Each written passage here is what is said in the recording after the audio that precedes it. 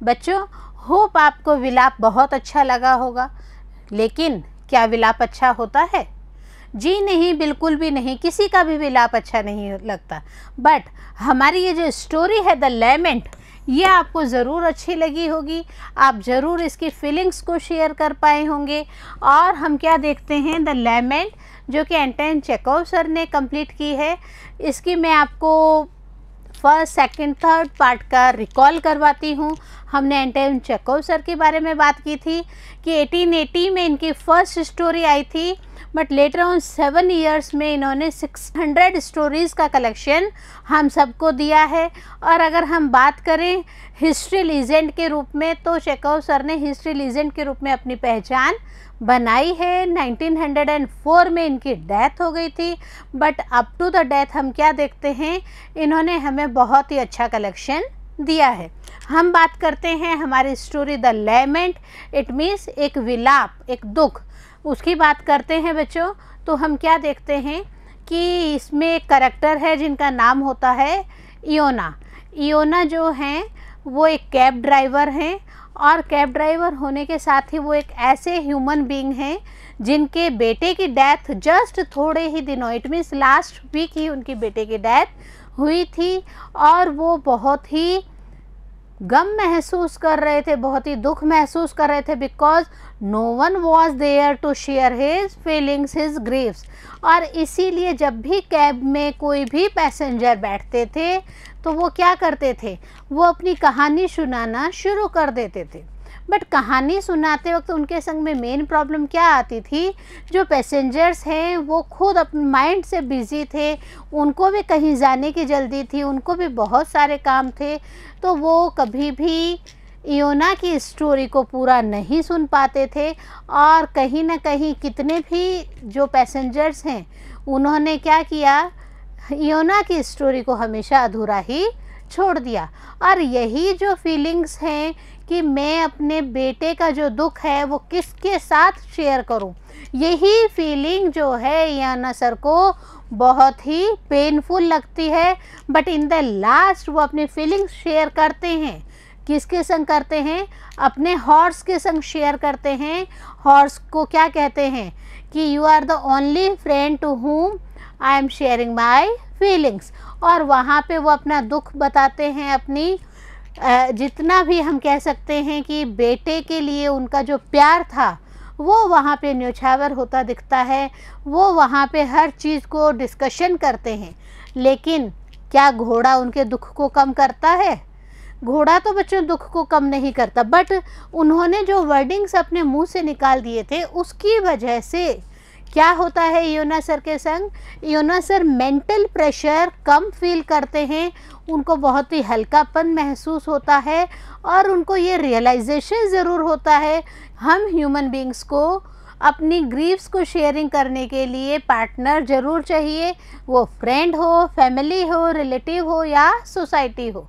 तो हमने इससे क्या सीख ली बच्चों, कि हमारे पास में एक ऐसा सर्कल ज़रूर होना चाहिए जिनसे कि हम अपनी फीलिंग्स को शेयर कर सकें, भले वो खुश वाली फीलिंग हो, भले वो सैडनेस हो, दुख वाली फीलिंग्स को हमें शेयर करना हो।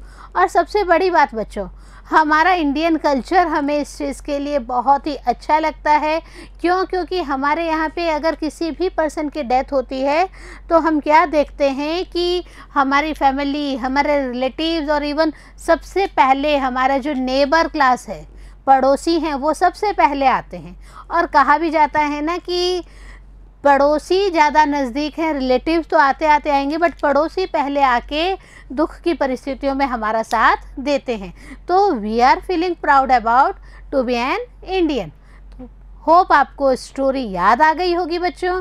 तो अब हमें आज इस पार्ट में कवर करना है क्वेश्चन आंसर्स को। तो अपनी अपनी कॉपीज़ और पेन लेके मेरे संग बैठे हैं। सबसे पहले आपकी ड्यूटी क्या होती है, आप मेरे साथ इसे रीड आउट करेंगे, then afterwards you will write down it in your copies and learn it. Okay, so start with our first question here. Why does one need to share one's distress with others? एक व्यक्ति दूसरे के संग में अपने distress को क्यों share करना चाहता है? डायरेक्ट हम आंसर से ही आपको बता रहे हैं One needs to share one's distress with others because of human habit. हमारा नेचर ही ऐसा है, मानव का नेचर ही ऐसा है. Everyone always wants to share one's distress or joy with one's nears and dears one. भले ही हमारे पास में कोई खुशी हो, भले ही हमारे पास में कोई दुख हो, हम अपने नियर और डियर वन से ज़रूर शेयर करना चाहते हैं.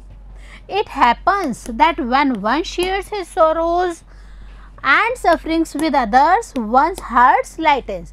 और यह बात एकदम सही भी है कि कोई भी व्यक्ति अपने दुख दर्द दूसरे व्यक्ति को बता देता है या शेयर कर लेता है तो उनके जो दुख दर्द हैं वो काफ़ी कम हो जाते हैं, वो मेंटली रिलैक्स फील करते हैं. बच्चों, आपने देखा भी होगा कि हमारे यहाँ पे शादियों में भी काफ़ी गैदरिंग होती है, हमारे यहाँ डेथ में भी काफ़ी गैदरिंग होती है. तो ये जो एग्ज़ाम्पल है ये इसका बेस्ट एग्ज़ाम्पल है. One feels relaxed and in this process with the passage of time one becomes completely free from distress. और यही मेन कारण है कि कोई भी आदमी रिलैक्स फील करता है, उन्हें लगता है कि जैसे जैसे टाइम गुजरेगा हम जो हैं अपने डिस्ट्रेस से, अपने दुखों में कमी महसूस करते जाएंगे, because we share our feelings. एक और क्वेश्चन यहाँ पे बनता है जो कि बहुत ही इम्पॉर्टेंट क्वेश्चन है. Discuss the heartbroken state of Iona. Iona की जो पोजीशन होती है कि पिछले ही हफ्ते उनके बेटे की डेथ होती है, तो ये जो पोजीशन है ये बहुत ही हार्ट ब्रेकिंग होती है और इसी का ही हमें यहाँ पे एक्सप्लेनेशन देना है. Iona is so heartbroken that he even wants to tear his heart. इतना ये जो इयोना है इतना ज़्यादा दिल से टूट गया था कि वो बहुत ही मुश्किल से अपने आंसुओं को काबू में रख पा रहा था. With a look of anxiety and suffering. उनके चेहरे से ही, उनके शरीर से ही उनकी जो एंजाइटी है, उनकी जो सफरिंग्स हैं वो हम सबको महसूस हो रही होती हैं. इयोना's eyes stray restlessly among the crowd moving to and fro on both sides of the street. इयोना की जो आंखें हैं बहुत ही ज़्यादा एकदम रेस्टलेस हो जाती हैं. वो कभी स्ट्रीट के इस साइड देखते हैं, कभी स्ट्रीट के उस साइड देखते हैं. बट क्या होता है, क्या ऐसा करने से उनका बेटा वापस आता है? क्या नहीं आता. बट उनकी जो फीलिंग्स हैं वो अपनी फीलिंग्स पे बिल्कुल भी कंट्रोल नहीं रख पा रहे हैं. He is in search of a person among the thousands of people who will listen his story, but it is a misery that he finds none. और इधर उधर देखने का रीज़न क्या था? बेटा आए नहीं आए, परंतु बेटे की मृत्यु का जो दुख है मुझे, उसके लिए मुझे कोई सांत्वना देने, जी हाँ, कोई कॉन्डोलेंस के लिए ज़रूर मेरे पास में आ जाए, ताकि मैं अपने जितने भी मन में जो मेरे घुटन हो रही है उस घुटन को मैं बाहर शेयर करूं. बट क्या होता है, इयोना के पास में एक भी बंदा नहीं होता जो उनकी फीलिंग्स को महसूस कर सके. यहाँ पे देखिए, फर्स्ट जो उनके कैब में आते हैं वो एक ऑफिसर होते हैं. उन ऑफिसर के ऊपर बेस्ड क्वेश्चन है, what does the officer do when Iona tries to tell him his story. Officer ने क्या किया जब इयोना ने अपनी कहानी ऑफिसर को बतानी शुरू करी. Iona is in utter desperate position. Iona बहुत ही क्रिटिकल पोजीशन में थे. He wants to tell his story to the officer, but he कौन है यहाँ पे बच्चों? ऑफिसर के लिए ही यूज़ किया गया है. But he sits with his eyes closed. इयोना जो हैं ऑफिसर के संग में अपनी जो दुख है, अपने बेटे के मरने का जो दुख है उसे शेयर करना चाहते हैं. बट ऑफिसर जैसे ही कैब में बैठते हैं वो अपनी आँखों को बंद कर लेते हैं. He is disinclined to listen. और ऐसा लग रहा था कि उन्होंने अपनी तरफ से बिल्कुल अनिच्छा जाहिर कर दी है कि मुझे कुछ भी नहीं सुनना है, मैं बिल्कुल कोई भी चीज़ सुनने के लिए तैयार नहीं हूँ. At the time when Iona desperately wants to tell the officer and share his grief.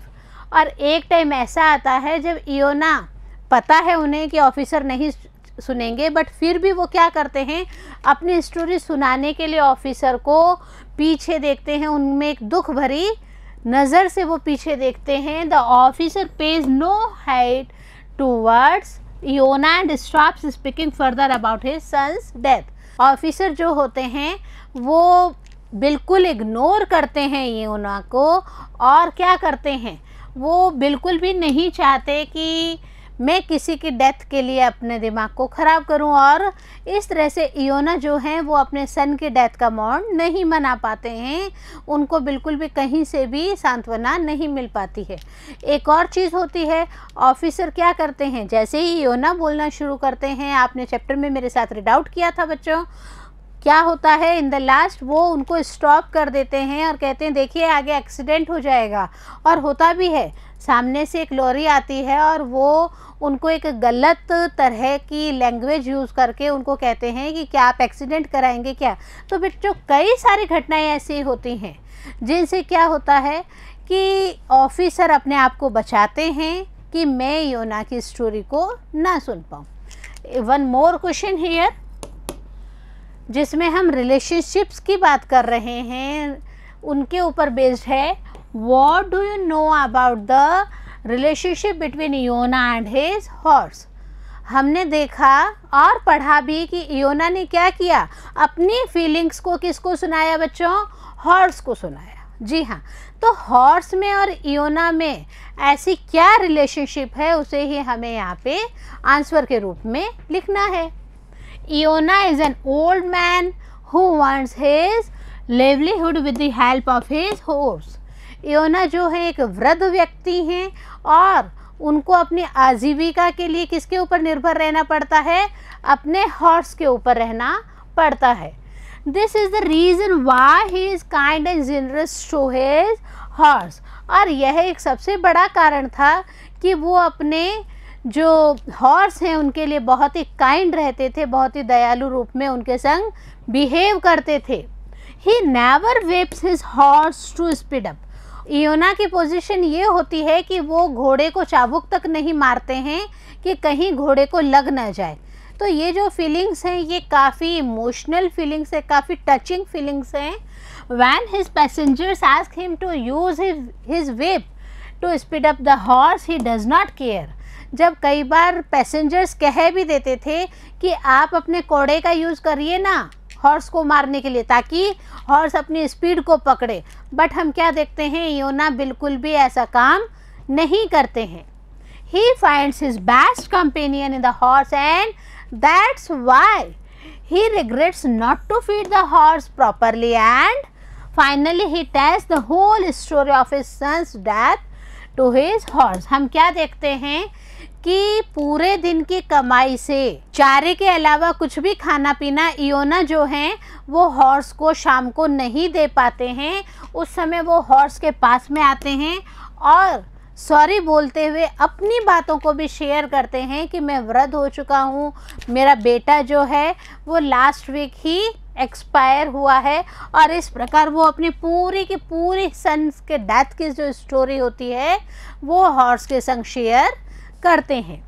Thus their relationship becomes unique। और इसी तरह हम कह सकते हैं कि जो हॉर्स की और इयोना की जो रिलेशनशिप है वो बहुत ही यूनिक बॉन्डिंग लिए हुए आई है और बहुत ही अच्छे से वो एक दूसरे की भावनाओं को समझ पा रहे हैं। यहाँ पे देखिए हम भावनाओं को तो समझते ही हैं, हमें टाइटल के लिए भी बात करनी चाहिए। टाइटल बेस्ड एक क्वेश्चन है, उसे भी हमें यहाँ पे ज़रूर रीड आउट करना चाहिए। Right A short note on the appropriateness of the title the lament. Title है द लैमेंट, विलाप, तो इसी के ऊपर हमें एक शॉर्ट नोट बनाना है। और आप देखिए बच्चों एग्जामिनेशन पॉइंट ऑफ व्यू से ये चीज़ जो है नोट के रूप में बहुत ही इम्पोर्टेंट है कि आप टाइटल को एब्रिविएट करके अपने आप को बता रहे हैं, आप टाइटल के बारे में नोट डाल रहे हैं। तैयार है ना हमारे साथ मेरे डाउट करने के लिए? देखिए लैमेंट अपने आप में दुख, अपने आप में विलाप, और विलाप जब भी होता है तो हमें लगता है कि कोई ऐसा हो जिसको हम अपनी हर बात बता सकें, कोई ऐसा हो जो हमें सांत्वना दे सके। तो यही बात में यहाँ पे भी है, इयोना के संग में भी। The lament is a story of an unfortunate father's grief and lament over his only son's death. The lament एक विलाप जो है एक ऐसी स्टोरी है जो कि एक ऐसे अनफॉर्चुनेट पिता की है जो कि बूढ़े भी हो चुके हैं, और वो क्या देखते हैं कि उनकी जो अकेला सिंगल बेटा था उनकी डेथ हो चुकी है। He bears the grief on his heart, वो जो अपना दुख होता है अपने सीने में ही दबाए हुए बैठे थे। He desperately wants to share his grief to lighten his heart, but no one is ready to listen to his sad story. इयोना बहुत चाहते थे कि कोई एक ऐसा पर्सन मिले जिनको वो अपने दिल की कहानी, दिल के जज्बात बता सकें, but there was no one, किसी ने भी उनकी स्टोरी पर ध्यान नहीं दिया। इवन वो सब बहुत ही जल्दी में थे या इग्नोर कर रहे थे इयोना को। तो ये जो विलाप है ये हम सबको बहुत ही पैनिक लग रहा है ना बच्चों। He gets no compensate audience but he wants to his emotions before someone. pour out करना चाहते थे अपने इमोशंस को, बाहर निकालना चाहते थे अपने दुख दर्द को, बट हम क्या देखते हैं कि कोई भी ऐसा बंदा उनको नहीं मिलता है जिनसे वो अपनी स्टोरी को, अपने दुख को, अपने बेटे का जो मातम है उसे शेयर कर सकें। Finally he unburdens himself by taking to his horse who is his one and only companion for ever. But last में उनको एक पर्सन तो नहीं, एक एनिमल ज़रूर मिलते हैं जो उनका पेट एनिमल होता है, हॉर्स। वो हॉर्स के पास में जाते हैं और अपने जितना भी दुख दर्द होता है, जो जज्बात होते हैं, उनको सबको हॉर्स के संग शेयर करते हैं। दस the title is quite appropriate. और इसीलिए हमें क्या महसूस होता है कि ये जो द लेमेंट विलाप का जो टाइटल है वो एकदम अप्रोप्रिएट है। हर इंसान को दुख होता है, हर इंसान चाहता है कि वो अपने दुख को शेयर करे। हो बच्चों, आपको ये स्टोरी बहुत ही बड़ी सीख दे रही है। ये स्टोरी सीख दे रही है हमें बाउंडनेस में रहने की, ये स्टोरी सीख दे रही है हमें अपने सोसाइटी को अच्छा बनाने की। तो आप इनके क्वेश्चंस को लिखेंगे, लर्न करेंगे, बार बार रीड आउट करेंगे और बने रहेंगे बिंदु के साथ में, क्योंकि हम अगले वीडियो में लेके आ रहे हैं नई कहानी। बने रहिए, तब तक पढ़ते रहें और आगे बढ़ते रहें।